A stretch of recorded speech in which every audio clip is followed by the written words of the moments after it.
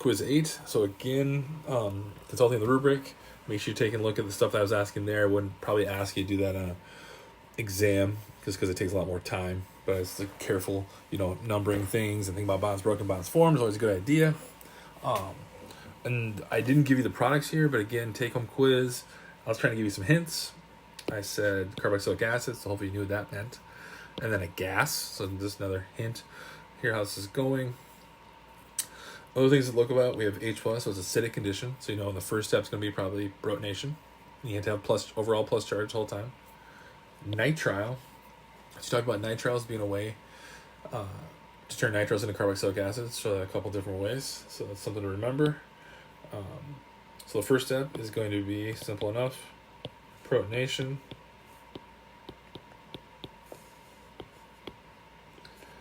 And this is going to make the carbon of the nitrile that much more reactive, right? So it's a little different, but same idea as like a carbonyl. So you're not going to make a tetrahedral intermediate, but you get the idea. I mean, the savvy amongst you would maybe already know you're going to make this and NH3. Maybe not. It's okay. Water reacts. Got a lot of water excess. So that adds in. When the water adds in, that gets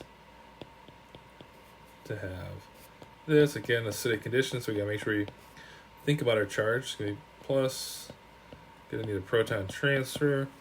Because again, we're trying to get rid of the nitrogen. We know we're making a carboxylic acid. So we also should know we're going to need to add 2 waters. How do I know we need to add 2 waters? Because carboxylic acids have 2 oxygens. That's the only place to get oxygen is from the water. Another thing to think about. A little proton transfer here. There it is. Make sure we show our arrows. I'll go back and do that.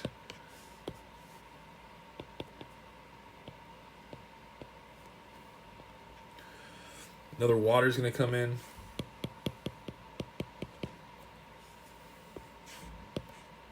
Adds in. We get our tetrahedral intermediate.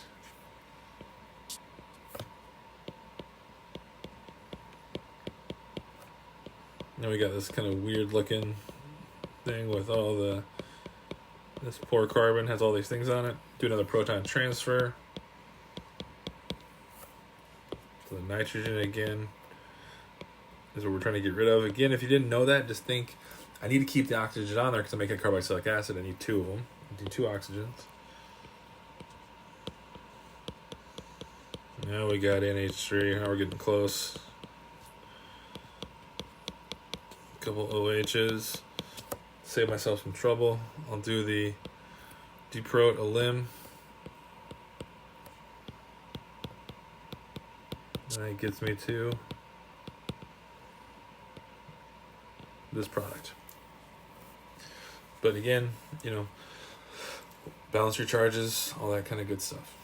Remember, usually the last step when we have to regenerate catalyst is usually the last step especially with protons. You have to the deprotonation is usually the last thing you need to do to regenerate the catalyst. All right, so mechanisms and missing products. So a little twist here. I gave you the final product. It's kind of thinking about polymerizations and anionic additions with polymerizations. So I have this nitrogen that's bonded to lithium, which really means that nitrogen has a negative charge, right? And 2 lone pairs. And I'm telling you it's a secondary carbanion. So a secondary carbanion means it has the carbon that has a negative charge is bonded to 2 other carbons.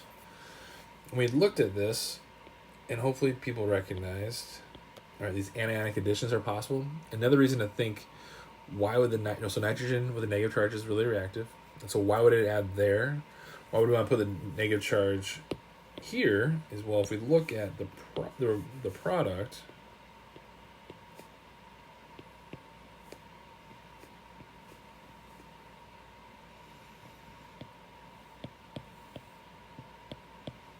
putting the negative charge here is the benzylic position. And that benzylic position now, right, you can do resonance. That's going to be a more stable intermediate. It's also secondary, so I kind of told you that. We're going to do the same thing again, a tertiary carbanion. So guess what? Same kind of idea. Go there. Make the tertiary carbanion. What's that going to look like? So that's nothing changes on this end.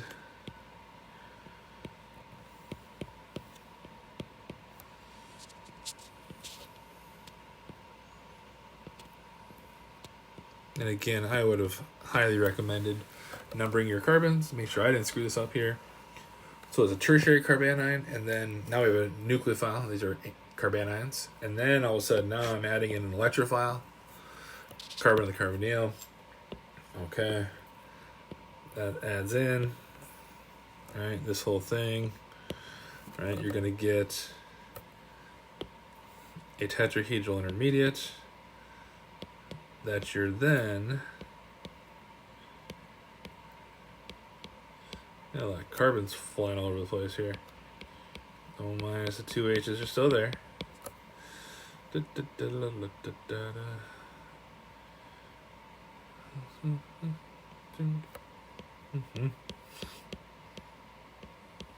Alright. No good leaving groups, tetrahedral intermediate. So the final step is just protonation, and that gives you the product. It's kind of a fun twist on polymerizations and anionic additions. One of the things we talked about, the types of polymerizations, and finishing it with a, having a carbanion, like a Grignard type thing, adding to an aldehyde and protonating it.